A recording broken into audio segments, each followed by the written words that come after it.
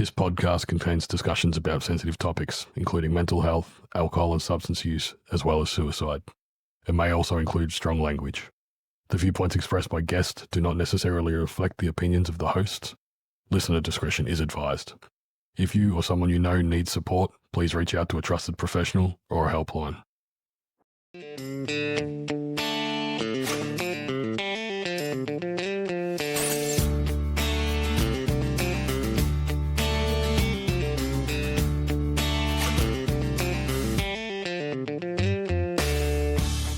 Welcome back, listeners, and welcome back, viewers. And we've got our new guest this week. We have Elmac.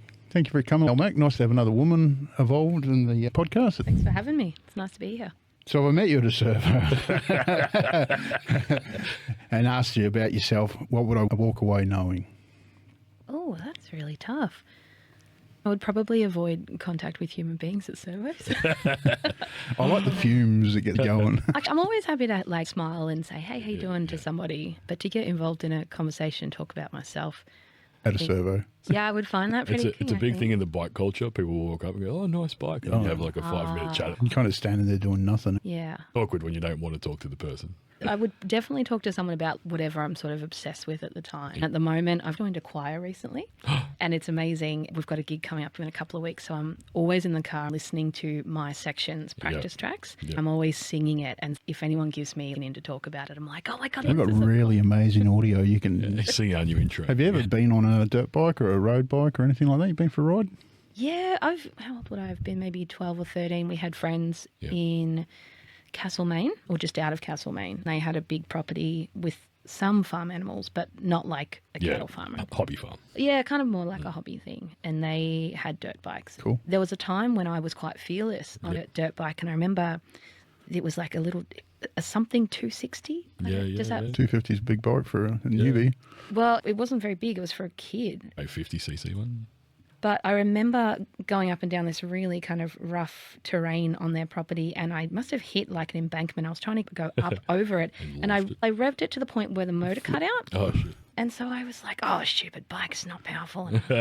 But these days, I just don't really want to go near motorbikes. That's fair. That's fair. Scary.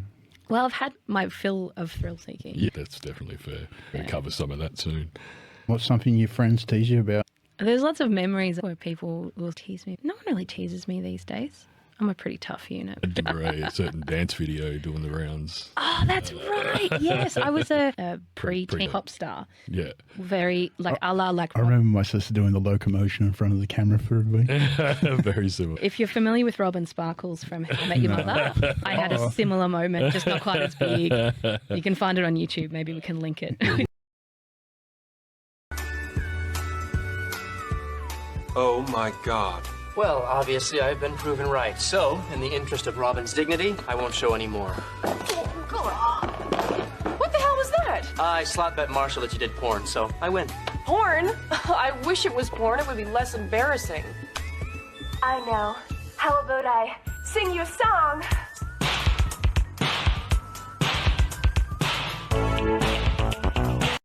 Oh, God, I forgot about that. If your life had a soundtrack right now, what would the first track be? Long Hard Road by Tyler Childers, I think.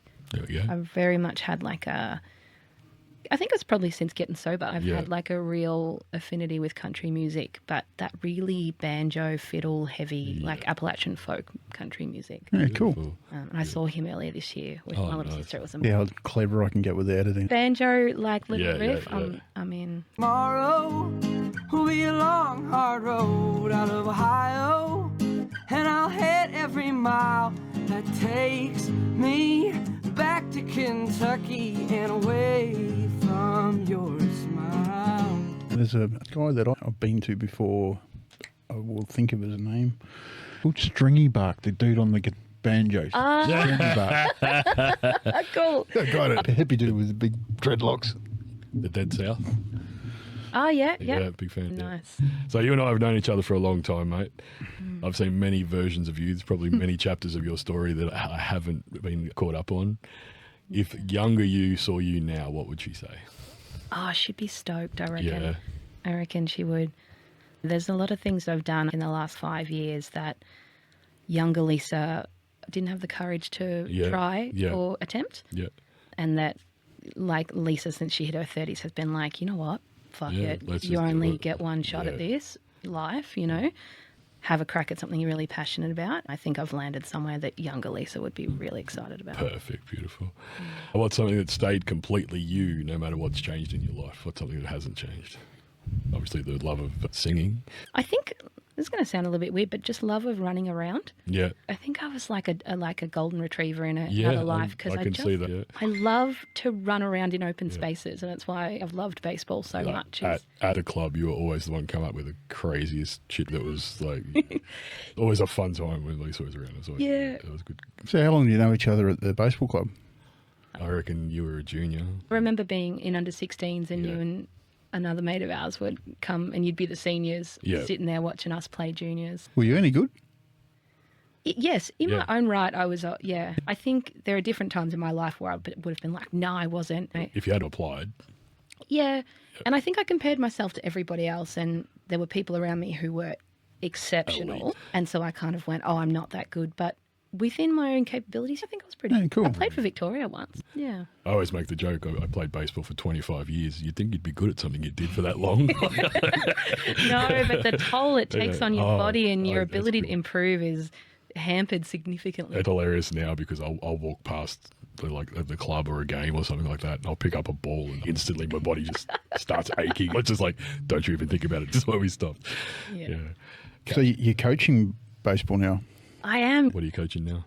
I coach a junior. I just finished coaching the under 14. Our club, post-COVID, we're trying to get the junior program off the ground and the president was like, look, we don't need money from you, but you could help us out another way. Then they started looking for a junior coach and it just felt like thing aligned and that was the path for me. So I took... What age group? Teens, under 14. Oh, okay, yeah, cool. Was it quite rewarding? Oh... It can be testing at times. Coaching kids is the most fun you can have in sport. You got some kids who are dialed in and just ready to play. Another one out in the outfield, like kicking daisies and looking for butterflies. Yeah, the year before, whose favourite position was actually not on the field. He preferred to be on the bench because he liked to sit in the gear shed that is a part of the dugout, which is just this dusty, sandy old shed, and he liked to shut the door. And I'd go in and be like, yo, you want to go out and play? And he'd be like, no, I'd prefer to stay here. It's a safe zone. Team player.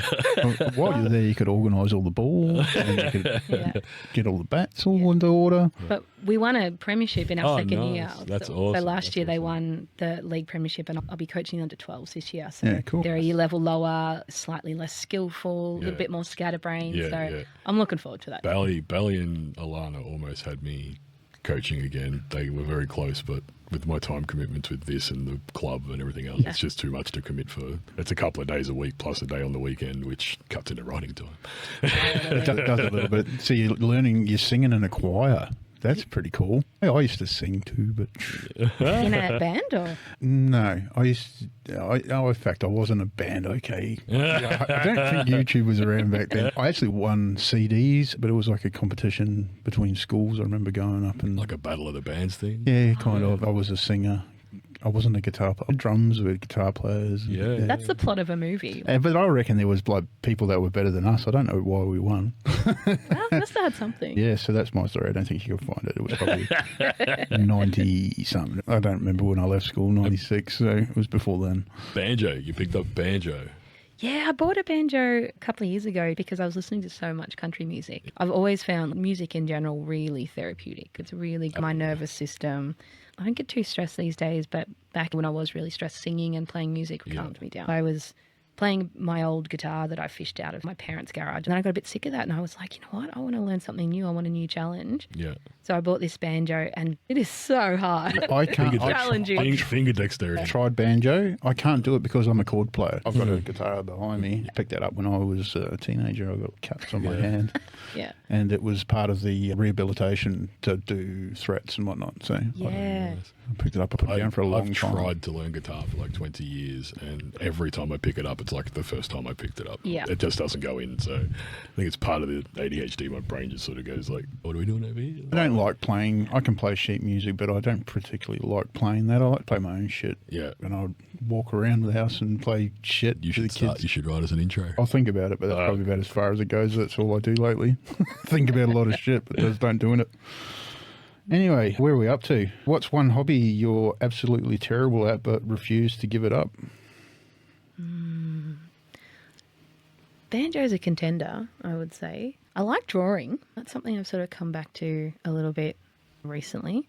I did some of that at uni when I was doing my master's. I did a comics writing class, which was really fun. Since then, I find myself doing a little bit of drawing. And it's not particularly good, but it's been really important for me to do things even though I'm not good at them. I'm such a, if I can't be the best, I don't want to do it kind of character.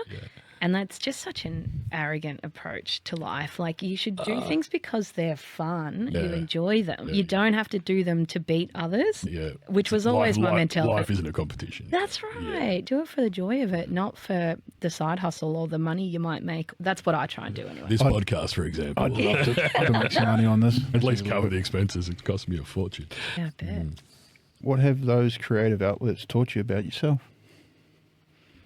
Be more patient. Patient, Calmer. less of a perfectionist. Sort of, like I said, doing things because they make me feel good, not because they're impressive to other people. That was something that plagued a lot of my early life, trying to get approval, praise and validation of other people because I didn't feel it within myself. But doing things today, particularly creative things, the process of doing it feels good. That's really important because I start to feel good about myself just from within, not because anyone else has seen the end product and gone, that's great. Yeah. I feel good in my heart. That's very hard to reach.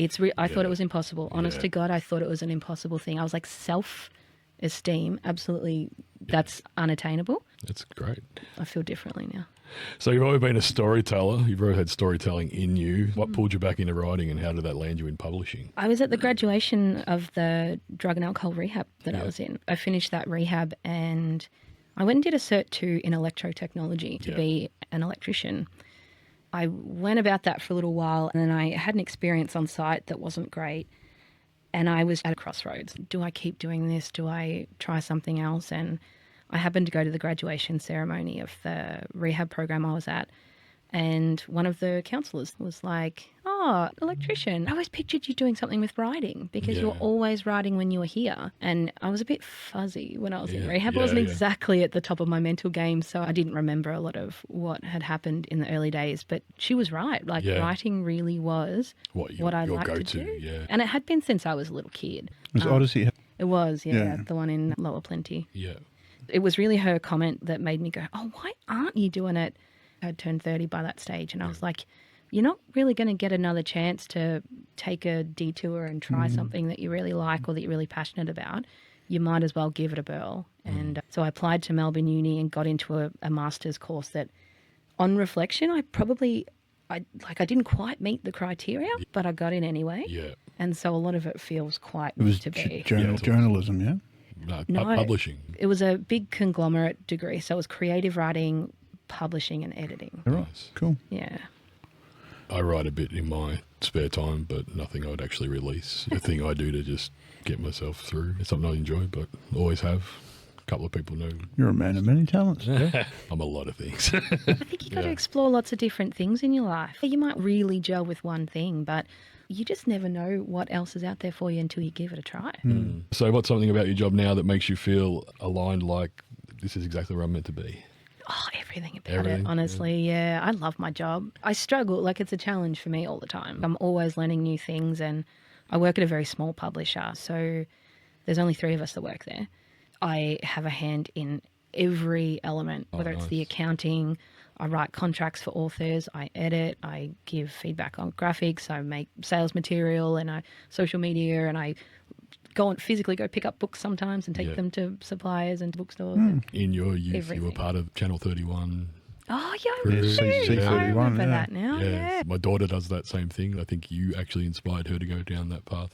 Oh. Or how she got into media was conversations around that with you when she was little. Those times I went on to have a little bit of a broadcast career and I did really like it, but those days at Channel 31 were just the best. Did you make it on TV? No, You're more like back technical side of things. My favourite thing was I liked camera operating, but I loved directing and vision switching. Cool. So you can maybe teach me a few things. All right, we'll go into some quick fire questions. What's one thing you'd tell your 18-year-old self now? If you could go back to one pivotal moment, would you change it? At 18, you know what, 18-year-old me would probably punch 34-year-old me in the face, but 34-year-old Lisa would say, just relax. Yeah. Stop taking everything so seriously. What's a motto you live life by? Breathe. Every second of every day, I'm telling myself to breathe. It's okay. Slow it down. Something sobriety gave you that nothing else could ever? Oh, yeah, the self-esteem, that feeling that I'm okay just as I am. What's a recent moment that made you stop and feel proud? Oh, that's probably a lot. There's a book we've been working on actually that went to press recently. It was a really hard book because it was really complex and it required a lot of fact-checking. And when it finally went off, it went to the author, back to me, back to the author, back to me. And there was all of these changes that had to be made and I had to manage the relationship with the author very carefully so as not to hurt her feelings or make her feel like we were changing it entirely from what she'd originally envisioned. And I felt like I managed the whole process quite well. And we came out of that with a really positive relationship. And when that book went off to press, I felt that I had done a good job. That's awesome. What do you love today that you couldn't tolerate in your old life? Oh, lots of stuff. Yoga. Meditating. Meditating? Yep. Sitting still. I hated when people would suggest it to me. Oh man, I wanted to set them on fire. I was like, don't you dare. And today, I love sitting quietly. I do too. I'm an expert. I just have an Xbox controller in my hand. Knitting's a really big one for some people. I actually looked at doing knitting. You may have noticed the Rust Nuts rug on the way in. Yeah. Ambo made that, and he's making one for us for the show as well. So the rug in here will be the same logo as the That's awesome. gifting, which is many talents. It's part of my OCD problem that I've got to have something to do, but I've got a lot. I need to calm down and focus on. Got a bike you could build. Fucking focus on one. Yeah, I keep fucking up ordering parts. So you moved around a lot, shared houses overseas, back home. Did it feel adventurous or chaotic? I told myself it was adventurous in my head, but in practice it was just chaotic and Chaos. lunacy. Yeah. Lunacy. Yeah. Yeah, we call them geographicals in the rooms. I couldn't quite get what I wanted to happen in my life at home. I couldn't make it work. Over there. Yeah, so I was like, you know what? I need a change of scenery. I need a new boyfriend, a new job, a new city, a new something. You were chasing something? Always Or chasing. just hoping that something would just click into place, yeah. Hoping that I could change my life by changing the external conditions of my life and the external environments, when really what needed to change was what was going on inside me. So I loved to travel and I tried to paint it as this very adventurous, glamorous life, but in reality I was running away. Hollow? It did. It felt hollow and it was chaotic and disorganized, and I was always running out of money and calling my dad for some, getting into trouble because of poorly organized plans and then going, oh no, what will I do? It was not what I dressed it up to be. And parents were there to help you? They were. That's good to have supportive parents. I wouldn't be here without them. Absolutely would have come to some horrible end without my parents always being there for me. Beautiful. Yeah. When did drinking stop being social and start becoming something else, something that felt necessary? Honestly, right from the start. Yeah. My drinking was the sort of thing where I was always drinking for effect. Yeah. I was never having a beer because I liked the taste. I was never just having a couple and then having a nice time and going home. I was always, once I picked up a drink, I was going to drink until it was all gone. Yeah. I was going to drink until I ran out of money. Yeah. I was going to drink until I passed out. Yeah. So even though I didn't drink super often or heavily as a 14, 15-year-old, when I did, I drank the 4-pack of UDLs that my mum maybe brought me that I was allowed to have. Yeah.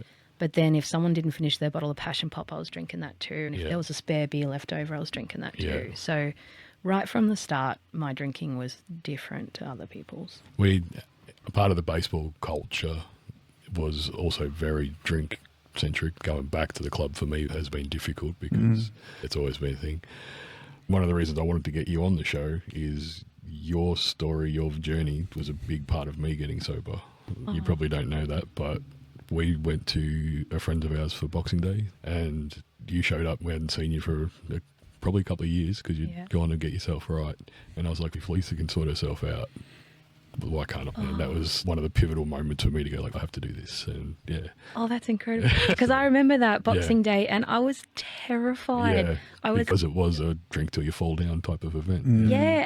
It's one thing to be abstaining from alcohol and to see it there and be kind of like, oh, Jesus, it's right there. But it's another thing to hope that the people around you will accept the new you. Yeah. To hear that me sitting through that and white knuckling through that had a positive impact is incredible. No, it was great. We would always have a beer together. Yeah. Like, that was our thing. At the club, it was just the training would finish when it got dark, and then we'd leave when the sun came up. You'd literally sit there all night and drink. Oh, the amount of times I stayed all night just drinking that joint was insane. In the old club rooms as well. That was my haunt. The new ones are not so much. Crazy environment to be in, and looking back at some of the shit we did, you're just like, what the hell were we thinking? Like, Do you think it's fun and games at the start? You think, oh, this is just making memories and clowning around and whatever. I don't remember any of it. You start to not remember, I used to drink myself to oblivion. It's when the doctor told me that I need to stop doing it or I'm going to fucking kill myself. Waking up in the hallway because you just made it inside the door and you pissed your pants. I've got a problem. Yeah. That's it. Crack one can, don't stop till there's no alcohol in the house. So people come over now, like, I don't care if you drink in front of me, that's fine, you can do whatever you want, but don't leave your drinks. Exactly. Normally you leave a drink in the fridge when you they can have that later. Please take it with you. Beers in the fridge that are still there, I don't drink. So come and get your fucking beers. Take them, get them out of my sight. I don't drink. Sometimes I like to have a beer while I cook, but that's about it. I'm not an over drinker. Did anyone around you know how bad it was, or were you good at hiding it? My experience of my alcoholism is that it got progressive. I couldn't tell you when people started to notice, but people absolutely did notice. I thought I was much cleverer at hiding it than I was. You can get really good at justifying and telling yourself a story. Like, no one knows, this isn't hurting anyone, no one's noticing anything, but... Well, you're an aggressive drunk. No? Falling all over the place. My memories of you are more just... the party girl, It got darker than after that. Yeah, but obviously I wasn't around for the last few years. I wasn't fighting people in pubs or anything, but I was certainly quite verbally abusive towards the end.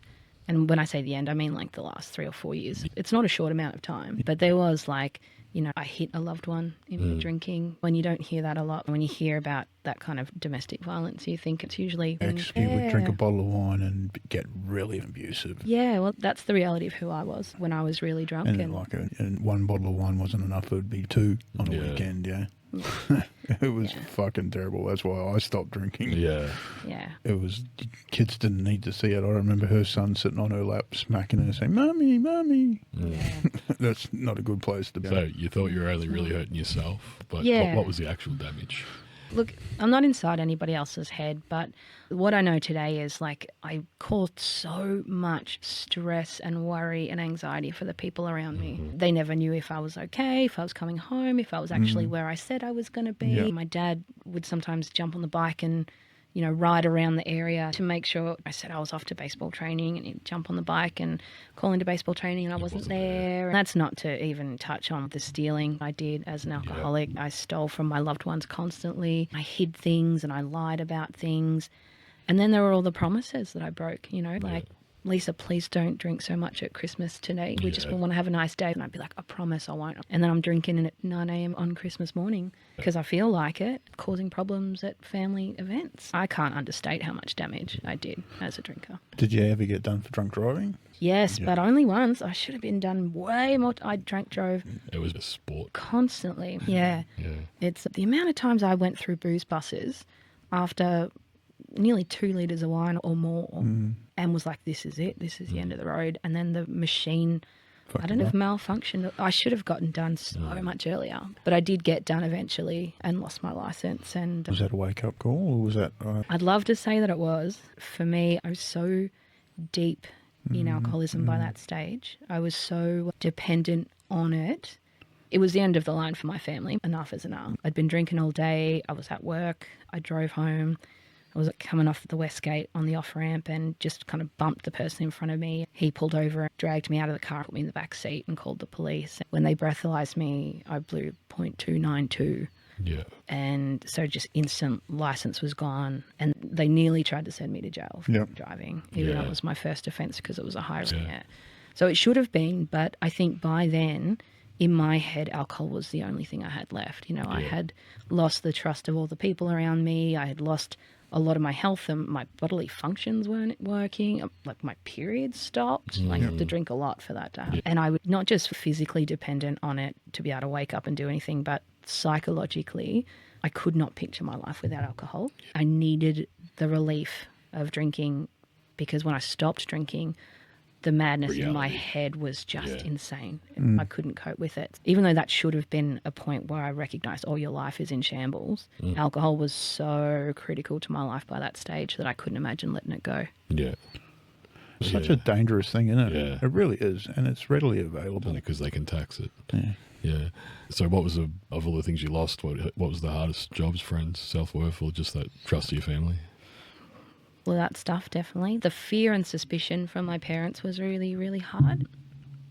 But my own grip on reality was the one because I was so dishonest with myself. I told myself so many stories and I lived in a world of delusion where I felt like I could manipulate and scheme my way through. I needed to drink and life would be terrible if I couldn't let it go. Yes, that person's upset with me, but they'll get over it. And all these lies that I told myself to the point where I couldn't even interpret the world properly. Like I would turn up to the baseball club and I'd say hi to someone and maybe they wouldn't say hi back and I'd go, oh, what have I done? What happened last time I was drinking? That person probably hates me. Well, fuck them. I hate them too. And I would cut people off based on these lies. Tiny little reaction. They meant nothing. It was probably, they probably didn't hear me or see me. Yep. And I concocted this big elaborate delusion that, and you know, the sum of all of them meant that I was just isolated and I was lonely and I was sad and I had even though I did have people I could have asked for help and relied on, I felt like I didn't. I was just going mad all on my own. Let's talk about Abby. She's your sister. She's a gun ball player. Yeah, she... A real figure in sport. What's your relationship like with her now and has it always been that way? Yeah. Chat GPT needs to make him just a little. I need seven word questions. Our relationship now is incredible. It's really... So younger, sorry? Yeah, 4 years younger. So she's watched you go through it as well?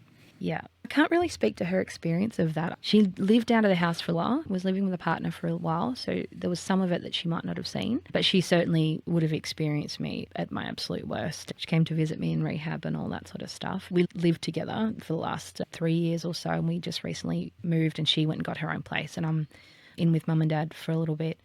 And I cried and cried when we had to move out and split up because she's such a wonderfully steady, consistent, reliable person. And, you know, for anyone with any sort of trauma in their background will know that dependability. She's a rock. Oh, it's so relaxing. You can really... No matter how chaotic you get, there's always that one point you can come back to. And like her opinions are consistent and her behaviour is consistent. She shows up when she's going to and she'll help you when she says she will. All of that stuff sounds simple, but it's amazing. Not everyone's like that. And she's also the sort of person that I'm incredibly proud to know her and be around. Like you say, she's a great ball player, but she's so many things. She drives big, huge earth movers. She's like a feminist icon on construction sites, and you know, she bakes and she plays netball and she Ever athlete. Yeah, but she's creative as well. I asked her to fix my camping chair for me for Christmas because I couldn't be bothered sewing it and fixing it. Not only did she repair the big rip in it, but she sewed this beautiful patchwork that had my name on it and like embroidered flowers.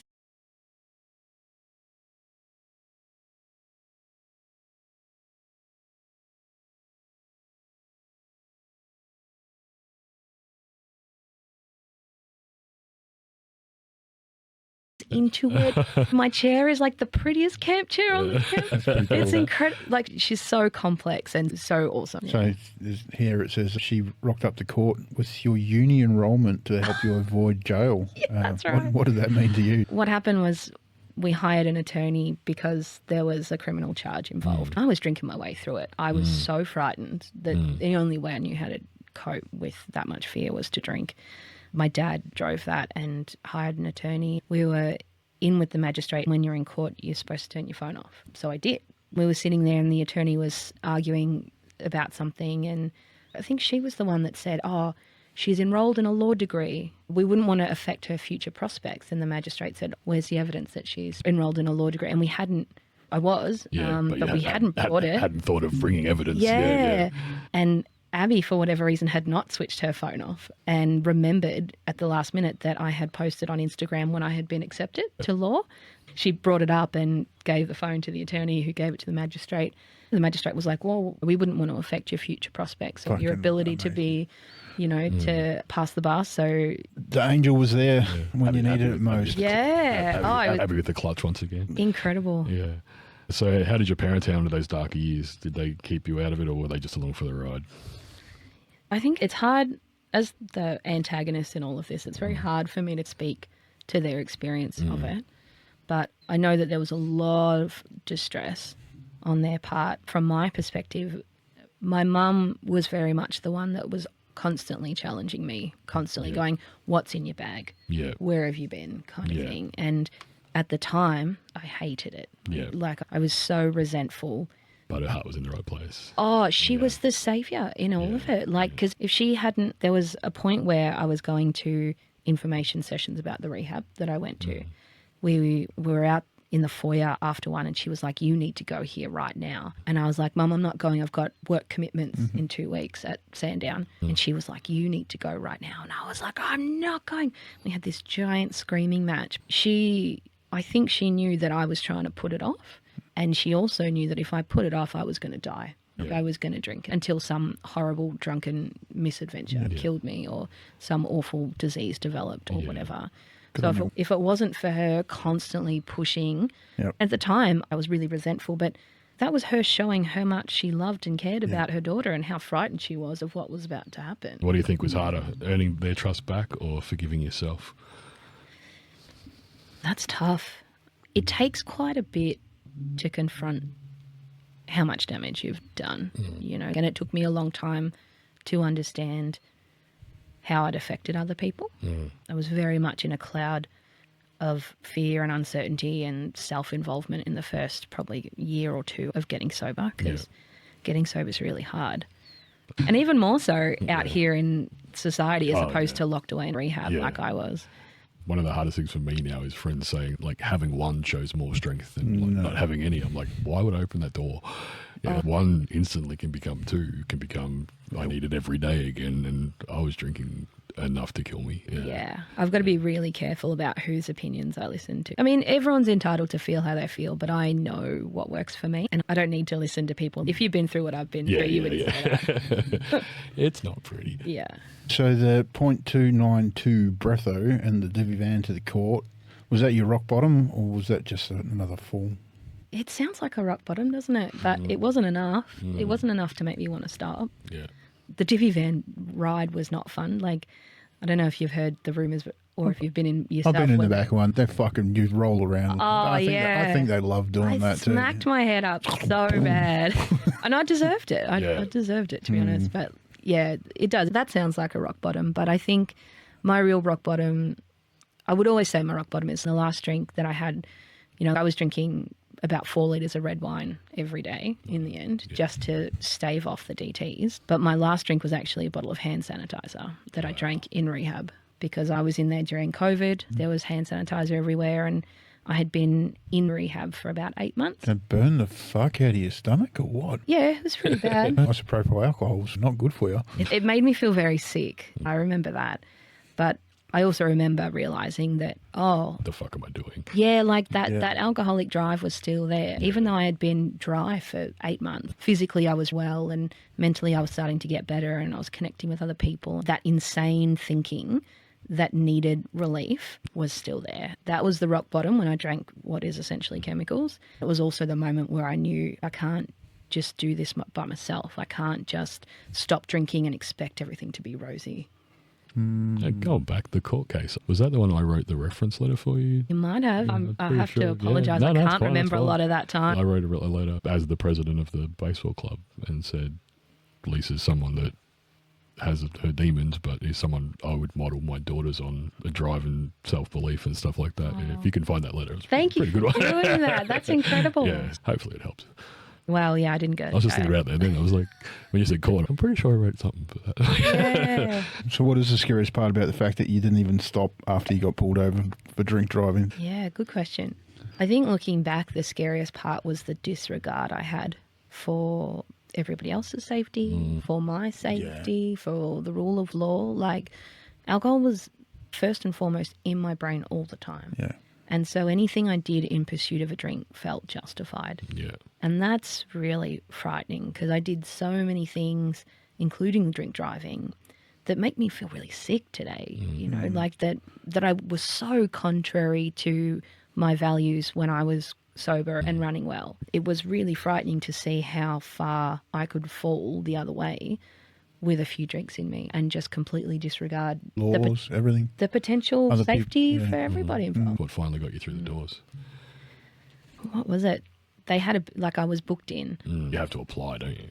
Yeah, you do have to apply. I'm pretty sure my parents took care of all of that. They were the ones that got me in. They were the ones that pushed me to get there, and eventually the date rolled around. I was pretty beaten. I was pretty done at that stage. I was certainly drinking against my will at that point. Yeah, I knew You knew it was a problem and you still had to do it. Yeah. physically, like, my body couldn't tolerate a whole lot anymore. I wasn't getting as drunk. I wasn't getting as much mental relief from it.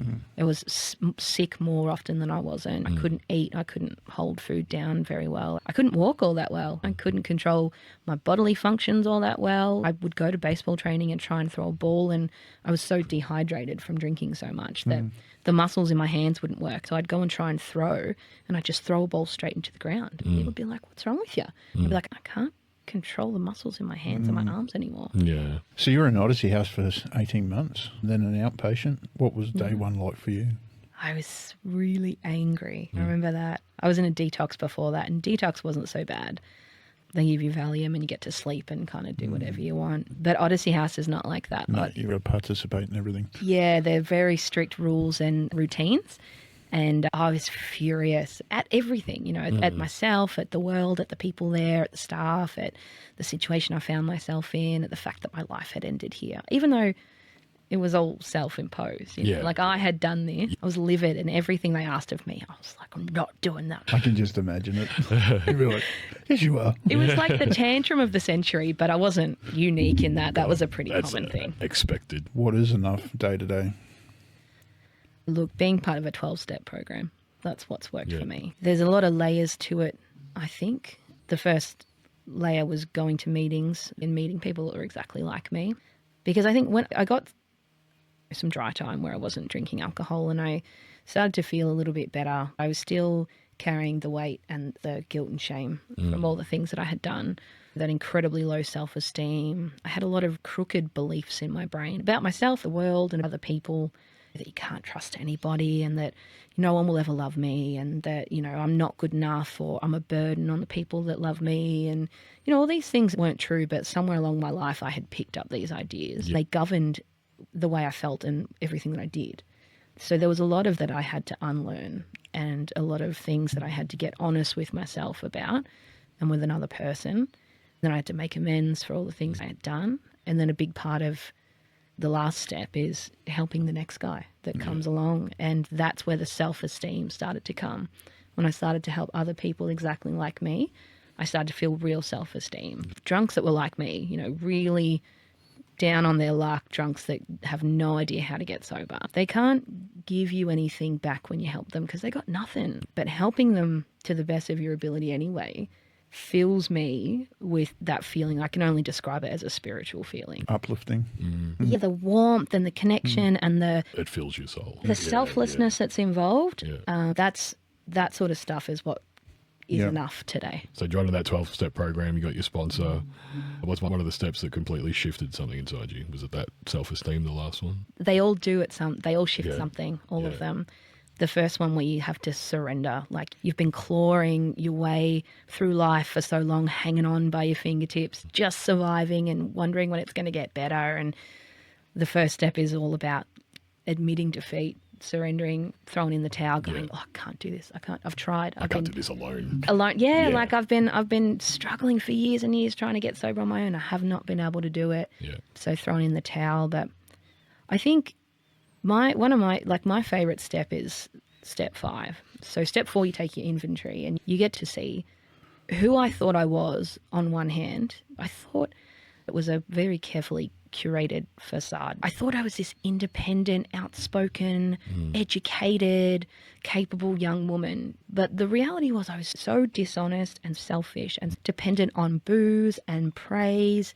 I wasn't independent at all. I relied on my parents to back me up for money. I relied on booze to get out of bed and to give me the courage to say anything. I think one of the interesting conversations I had with you after you got out was, I think it was at the barbecue, you had a hamburger or something. And I'm like, oh, I thought you were vegetarian. And you were like, no, I think that's just what I wanted. Think people would like. Yeah, was I was I a vegetarian because ethically I wanted to, or did I just want people to think that's the type of person I was? I want people to see me in a certain light. So it was all and it was bullshit. Like, it was one of those moments that I was like, wow, like you've gone through some therapy. You've gone deep to get to that level. And I thought that was really good. Well, that's what the step 4 is, looking at where you've been dishonest, selfish, jealous, angry, or whatever. And then step 5, which is the one that really shifted things for me, is where you tell someone that stuff. So for me, my sponsor was the one. Have you been through that? No. I did it all by myself, unfortunately. So I got the dry part, but not the good brain part yet. Well, the beauty of telling somebody else those really dark parts of you is that she loves me today as much as she did back then. Like, I was able to reveal the don't run. I was lovable even though I had done all of this stuff. And that changed something. I don't have a Trish. Yeah. She's been there through thick and thin. She has been from like picking me up covered in vomit from a gutter, wiping my ass because I couldn't fucking do it, to buying houses with me. She's been there thick and thin. She's your rock. She has been through shit with me that nobody deserves to go through. Yeah. And still there. So yeah, I can't. Yeah. We talked about you finding your Trish, like you found your boy eventually. Like, someone who's just like knows you're broken and just goes like, yeah, but have you tried thinking about it like this? And you're like, huh, yeah, that's pretty good. You helped. You don't know how, but just like one little word they said or something, it can change your whole day. That's awesome. Isn't it? It's pretty cool. Yeah. So sponsorship, you've gone into doing a bit of sponsorship yourself and working with helplines. Yeah, so Ambo and I have been trying to get someone on from a helpline since we started. Yeah, well, I work on the AA one, so we shift on that. I go into detoxes as well and speak to people who are just at the start of their journey and share my story and answer questions. It's nice being able to relate to people as well. And I go straight to the selfish part of it all the time because I'm just at heart a very self-centered person. But it's so important for me to be reminded that I'm not that far removed from them. Yeah. I could go back to that in a second. If I picked up a drink today, that would be me sitting in that detox. Exactly. So it's key for me to go there and offer everything I've got to offer. Did you have someone come in at your early stages? I didn't. It was really frightening. We had people come in when I was in detox and they ran a meeting and they probably said some beautiful things, but I was not space to hear them really. But the thing that really got me is that at the end of that meeting, one of the guys in there had an alcoholic seizure. Wow. And that scared the absolute crap out of me because those things are terrifying to witness. And I never had one. Like an epileptic fit? But people trying to detox at home by themselves after drinking copious amounts are really susceptible to that kind of thing. And it's really scary. When I made the decision to stop drinking, the next week I was having a drink before work because my body was like, we can't function without this. It's terrifying once you realize how much you rely on it. I couldn't eat unless I'd had a drink. I couldn't drive a car without a drink. I couldn't walk properly in the end. I was drinking the Mercury hard ciders. Oh, yeah. 10 of them a day. Yeah. Was a standard day, and that was just sitting on the couch so I could relax. That wasn't partying and having a good time. Drink 10 of them. A normal person would be falling over them. Yeah. You're probably not the only person that's doing that. Well, that's the thing. We reached out to one of our mates who came on the show, and he doesn't eat, just drinks. And we're like, mate, I know where you are. I know what's going on. You need to do something. So what's it like answering calls from people entering the recovery session? You know what? Do you ever feel like you're talking to your past version of yourself? Or? Occasionally. I find the shift that I do, it's on a Thursday evening, I get more people, like loved ones, call in, like, hey, this is happening to my partner. What can I do? What do I do? And those conversations are almost always really heartwarming because you can sort of hear the hope in their voice. Look, these are some options. There are other ones. These are the ones that have worked for me. So that's really great. But often you'll get people that are 3/4 cut and they call up and you can hear the sadness and the loneliness and the pain, but you can't do much for them because they generally just go to sleep and forget that they've even called you the next day. Yeah. So it's not often, I do hear it in the room sometimes that other people who have worked on the call line have bumped into someone they've spoken to on the phone in a meeting, and it's the best. Yeah. That's never happened to me, but it's early days. All you can do is tell them where meetings are, pass on, Try and encourage them to come along to a meeting. That's step one is encourage them to come. Sometimes there are people who are on a 12-step call list. They're happy to have their phone numbers given out if they need a lift or if they're frightened and want to make sure they've got someone to meet when they get there. The best you can do is try and tee it up. But when you're the one that's in it and struggling, you have to be the one to do it at the end of the day. No one else is going to be able to take that first step except you. And you have to do it for yourself. You can't do it for somebody else. Yeah, that was my experience too. You know, I couldn't go in there going, oh, my boyfriend will leave me if I don't get sober. Yeah. My parents wanted me to get sober, so I'm not going to drink anymore. It doesn't work. Yeah. Yeah. So on the days when you're out, what's there to help you through it? Meditation. I call my sponsor if I got something really big, if I'm really upset. She's a human with a job, so sometimes she's not available.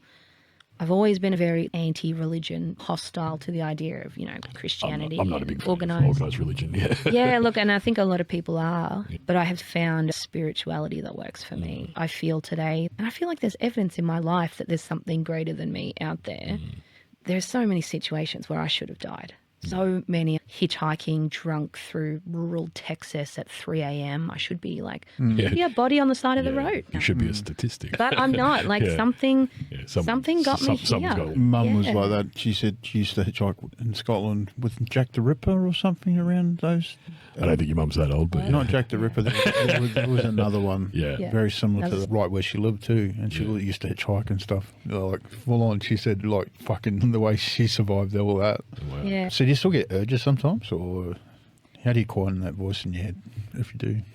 I get thoughts, but I never get urges. Yeah. Every now and then I drive down It's like Johnston. cigarettes. I get the urge every now and then to have a smoke, and then I think about it later and go, nah, I've worked so hard to get to this point, I'm never going to go back. That's the key, I think, is like they used to call it playing the tape forward and go, all right, so if you had one glass of wine on this beautiful afternoon where it's sunny, it'll be so nice, play the tape forward. What does that look like for you in a few hours? Yeah. And if I'm honest with myself, I am paralytic drunk. Yeah. And I've ruined everything that I've worked the last 5 years to build. Play the tape forward. I like that. That's a good one. I can't say I don't get urges. Like I drive past the same bottle shop I used to pull into every day. It's on bad days or stressful days. Or, there's still like, just pull in. Has it ever made anything better though? No. Has alcohol ever made anything better?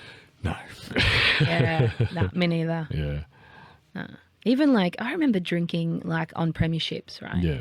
And even then, did it make the premiership better? No. All I ever did was get drunk and fall over and hurt myself or say something mean to a teammate that I didn't mean and then feel bad about it later. Yeah. Like alcohol never really made things better for me. Never made them worse. For me, I think, not as a positive way, but you connect with a lot more people. But as you say, you don't remember it. Yeah. You I'll sit up till 3 a.m. having a deep conversation. And the next day, like, oh, last night we talked about it. And you're like, well, fucking, I don't remember it. Yeah, he's like, oh, fuck, all right. That meant something to me. Well, Dutch courage was always a big part of my story. I drank because I was insecure. I was more confident when I was drunk. Yeah. But today... Which is crazy because you always presented as such a confident... Like I said, that was all very fabricated. Yeah. But today, I feel very secure in who I am because I've done a lot of work and I have some proper self-esteem today. I can do all the things that I needed Dutch courage for in the past today completely sober. Like we won a premiership the second or third year I was sober with the women's team at our club. And I got on the table and I sang that silly Newport Fight song. I did all the things that I used to do drunk sober. Yeah. And had way more fun because I wasn't upsetting people and I wasn't embarrassing myself. Yeah. And I remembered everything the next day. I'm a lot more clothed sober. Some people would be a fan of I that. was standing on top of the basebal club. That was naked. at Titans, yeah. The roof of that portable. You like taking your clothes off. I was naked all the fucking time. It's ridiculous. Not many people I know haven't seen me naked. I haven't, and I'm quite thankful. Thank you. I have to laugh. We talked about our club, the Rust Nuts, and none of these guys have ever met me have seen me drink. Ah. So they only know this, I knew Jeff from work. Yeah, you knew me from beforehand. Yeah. So there's like 3 or 4 of us that have known me longer, but most of the club is I'm like the sober, smart, making all the good decisions guy, and I'm like, fuck, I miss Fun Jeff sometimes, but also he was. I like this. I like this, Jeff. I've got a photo on my phone of your butt actually, and our mutual friend had smacked you so hard that it left the It's imprint. my ribs, yeah. Oh, was it your ribs? Yeah, I thought it was your ass. That was after a premiership too. Yeah, that really that's took right. the wind out of me. I remember that. See, that's my memory. Yeah. And like, as much as that's funny, it's also awful. Like the handprint look. I've actually got the photo. I'll put it up on the I've social. seen it, yeah. Brutal. You can see bones in the hand. Yeah, skeleton. Talking about family again, your relationship, what's it like with them now? What's it like having those bonds? Are they stronger than ever with Abby and Mum and Dad? Yeah, definitely with Abby. I think, living together and just being adults that can actually relate to each other now. I wasn't very accessible for probably 10 years at least in my drinking. I was very shut off from everybody, Abby included. So living in a house together and being sober and building the trust back from things like she would send me $900 every month and I would pay the rent. It's actually like you are now, not just staying sober, but like the person in the mirror. Yeah, I do. And it's weird to say that. And it's not to say that I'm, haven't got more learning and growing to do. I think there's still times where I'm selfish and arrogant and hurt people without meaning to. Generally speaking, it's a part of the step work too. Every night you should look back over your day and go, all right, how did I go today? Is there anything I have to apologise for? Anything that I did or said that I feel yucky about? Sometimes I'll look back and go, oh, I was kind of rude to my boss today in that conversation. So that's not sitting well with me. And the key there is it's not a fear of repercussions from her. It's between me and my higher power. Do I feel all right about this? If there's that sick feeling, I know that there's something I'm not really proud of. I look at that and either I journal about it, talk to my sponsor about it, and if I need to apologise, I apologise and say, hey, I'm really sorry I spoke to you that way. That's not the sort of person I want to be. I want to be of service. I want to be a good employee. So I'm sorry, and is there anything I can do? When I do that consistently, I love who I am. I love the sort of person I am. I love the response I get from other people. You can see it. When I do that, I'll wake up in the morning, I feel excited to go to work. And I smile at the people in the car park, smile at the people in the elevator, and some of them say hi. And I say, hey, I'm great. How are you? Suddenly I'm having an interaction with someone I wouldn't have had. Not at the service station. Yeah. Not at the service station. That would be weird. It's not that fucking weird.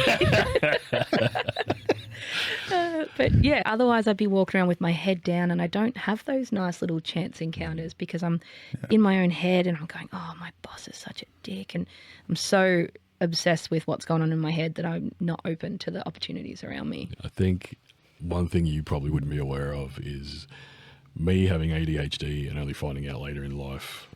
I kind of used a couple of people in my life as a benchmark or I can't even think of the right words to say it, but I remember most of my time at Footscray, your opinion of me meant quite a lot to me. I can't tell you why, but like it wasn't anybody else. Like if you could fuck up and do whatever you wanted, but if you thought, lots of us. but if you thought I was a dick, I changed my behaviour. If that makes sense. Okay. Like there's like certain people in your life that you kind of like. Okay, it was just like I respected your opinion of me because your judgment of most people was pretty spot on. So if you're like, don't be a dick, I'm like, I must be being. Oh, see, I feel like I was very harsh in my judgments of others. No, you might have been, but sometimes it was necessary. You didn't pull your punches. You may see that as arrogant, but opinion, it was something to aspire to. Oh, well, that's really lovely to hear. I think today I'm much better at telling the truth as I see it, but without being mean about it. Because I think, especially during my drinking, a lot of my truth-telling or bluntness came from a place of inferiority for me. Yeah. If I can call you out for something, I'll feel a bit better about myself. And so the motive there doesn't sit right with me. Whether the information was true or not, who's to say? But I know that generally speaking, I felt so insecure. Yeah. There were lots of times where I was tearing other people down to feel better about myself. Yeah. That's not the sort of person I want to be. Whereas today, I think I tell the truth as I see it, not to hurt the other person, but to help them. Yeah. And if they're being a dick, you tell them they're being a dick because you care about them and you don't want them to be a dick. Yeah. You know what I mean? Let's just get that off my chest. We're going to start to close it up now. If there is someone listening and they were feeling alone, ashamed and spiralling, what would you say to them? Going through the same situation you've been through. Yeah, I was so lonely. And there were people around me at my lowest point, but I was so lonely in my own head because I really thought I was the worst of the worst and that I was a monster for what I had done and that I was scum for drinking chemicals, stealing, and all the things that I had done. I really was hopeless. I really thought there was no hope for me. There is always hope. There is always hope. If you're not dead, there is always hope to come back. There is always a way. And the way that's worked for me has been a 12-step program. And I love that today. I love going there and I love the community and everything that's involved in it. You know, but there are other ways as well, you know. If you come across somebody in that situation, what would be the first step for somebody dealing with alcohol? I would say, get in my car, we're going to a meeting. Come, just give something a try. You know, what have you got to lose? So that's the key to it. What have you got to lose? Come to a meeting. I guess I say, what have you got to lose? But also, an older sober member I know explains it like a train line. Addiction can be like a train line, and you can get on at the city a few stations out. You can get off at like Footscray, and maybe you've only crashed a car, and that could be the extent of the damage. Or you can stay on and keep riding the train out, and you can lose the house, lose the missus, lose the kids, lose your health, live rough, get really sick, end up in jail. You can ride this train, hospital to the grave, or you can get off wherever you are now and start recovering. I've done the damage. Yeah. Now it's time to do repairing. Have you had any long-term health effects from alcohol? No kidney or liver or internal organ? I was more like, mental? Yeah, I was heavily drinking at the end. Like, I don't say it to brag, but there were days where I drank 4 litres of red wine and a full bottle of vodka in a 24-hour period. That's crazy. And that messed me up big time physically. Yeah. Everything has come back. Everything. Yeah, that's great. There, of course, there's mental stuff that I've still got to work on. You know, there's things that I've got counselling for that happened in my drinking that I've had to go to psychs to deal with. And that's okay. That's how it goes. But everything's come back. Big believer in therapy. And like my first therapy session was amazing. I went to see this guy in Port Melbourne. He was ex-military. I walked in, he said, "How you going?" And I just sat on his couch and cried for half an hour. Yeah. And then I got up and I'm like, "Think I'm good? Thanks, man." I just needed somewhere I could break. I just needed a moment where I can go like, I've done so much that's so fucking bad. I don't want to fucking talk to anyone. I'm going to go to a dark place for me. I drank myself into absolute fucking stupid when my little brother died. I got fucking knocked out by the police. Got smacked in the face. I got a big fucking a scar on my nose from a police baton. And they put me in a cell. And I cried and cried, praying, why him? Why him? Oh, fuck. I drank 2 bottles of... They let me out the next day and there was no charges or anything. They were like fucking... 2 bottles of wild turkey when my dad passed away. Woke up in a bathtub just covered in God knows what. That was I don't know how to deal with this. Life will keep coming at you whether you're drunk or sober. People in your life are going to die and you're going to get sick and you're going to lose jobs and you're going to have heartbreak and all sorts of things are going to happen. The answer, that was not the answer. Booze fixed any of it. I always laugh at people, all this bad stuff keeps happening to me. I'm like, well, there's one common denominator. It's what you're putting out. You've got to change it. Something has to change. Motto is be better. You don't have to be better than anybody else. Just be better than you were yesterday. Yeah. You just do something today, whether it's read a book, go for a run, drink more water. It doesn't have to be something massive. Just do something to make you a little bit better than you were yesterday. I love that, like comparing yourself to yourself than comparing yourself to other people and going, oh, I'm not as good as that. Well, you don't know what happens. I always think social media, like we've talked about a bit on this show, is such a bad thing for mental health because... Yeah, agree. You can get stuck in a death scroll. I could be in the worst spot in my life and post a photo of it, like, this is the steak dinner I had tonight. And everyone's like, oh, man, I wish I had a steak dinner. Dude, I'm crying behind the camera. Yeah, like, look, he's eating steak. Yeah, but it's all a facade. You put out into the world what you want people to see you as you said, trying to filter that and actually work out what people are doing. I saw a really good thing that helped me as well with sobriety. A girl did a social experiment where for 12 months she posted every single day, like morning, noon and night, a photo of her with alcohol in her hand, like for like morning, noon, night, or for 12 months, and everyone was like, "Oh, you've got the best life," and she's like, "I would be a problem drinker if that was real." Yeah, like that would be like someone should have been able to go like, "Why are you drinking? It's like at 9 a.m. Like, why are you sitting on the beach with a litre of like that's a lot of alcohol." You But know, nobody picked up. She goes, "I made it a full 12 months before anybody actually So said." Yeah. Wrap it up, mate. We'll finish it off. We wanted to try and bring it up into a positive note, but we kind of dragged it back to It doesn't feel negative to me. It feels honest. No, I think it's good. I think if there is listeners on that are actually struggling with alcohol, go to a meeting. Yeah. Call me up. I'll come with you. I'm actually intrigued. I'm not a big drinker. I'll come along. The community is absolutely gorgeous. Any problem I've ever had in my life, there is someone that I know at a meeting somewhere that's had the same thing. Yeah. So I just go and talk to them and go, hey, your partner drinks. How did you deal with it? Or, hey, when your mum passed away, what did you do? What helped you? Yeah, they don't need anything from you. It's just people that have been to the dark place too, understand what you're going through and want to see you get better. That's it. Yeah, give them back a little bit. All right, so we finish every show, even as a non-rider. What does the term twist the throttle mean to you? What do you think we're going for with that title? What do I think you're going for? What does it mean to you? It brings to mind small increments, small changes, because getting sober or beating an addiction or beating any sort of mental health challenge can feel like such a huge, daunting task. My experience has been that just kind of like you said, little changes every day to try and be a little bit better than yesterday. Yeah. Maybe just calling a friend today. Maybe tomorrow it's finding out where a meeting is. Maybe the next day it's actually going. Twisting the throttle just a little bit, like a little bit every day, getting a little bit better, a little bit faster, a little bit whatever. That's what you need. You don't need this big, huge, scary change in your life. It can happen progressively and slowly. Love it. Yeah. And we got sponsors again. He's on for the year, mate. That's great. So we're Barber's Choice. They're not giving us money, but they have given us a discount code for our listeners. If you jump onto the Barber's Choice website, they've got a couple of good beard oils and combs and brushes and mustache waxes, all made locally, all sourced locally. And 10% of the order goes to charity. Throttle 20 gets you 20% off, and 10% of that goes to charity. That's pretty good. So Barber's Choice. Thanks to them. Thank you, Lisa, for making the time to come see us. Thanks for the opportunity. It's been really nice to be here. Thank you. Thanks for riding with us today on Twist the Throttle. If you enjoyed the ride, don't forget to subscribe, leave a review, and share it with your crew. Remember, no matter how tough the road gets, you're never riding alone. Stay safe, stay open, and catch you on the next ride. Keep that throttle twisted.